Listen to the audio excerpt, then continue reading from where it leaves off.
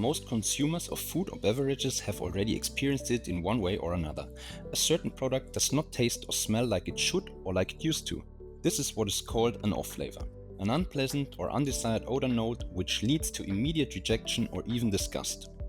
When we are analyzing off flavors, we always follow a certain pattern. Before starting the actual analysis, we perform a short sensory evaluation, which often gives us a first hint of what the problem is, because common off-flavor compounds can often be recognized by their typical smell. The sample is now extracted with solvent under continuous stirring for 60 minutes. The organic layer is separated from the residue, and the volatile compounds are isolated by safe distillation.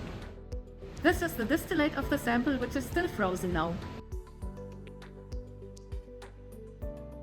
The distillate is now reduced to a small volume of 100 or 200 microliters using a Prühl column. For GC olfactometry, 1 microliter of the extracted sample is injected.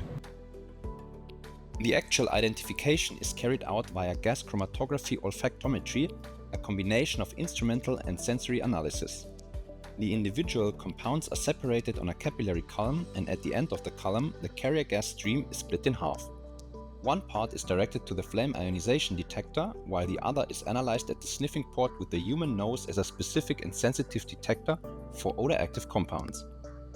The aroma compounds detected at the sniffing port are identified on the basis of their retention index and odor quality by comparison with an in-house database.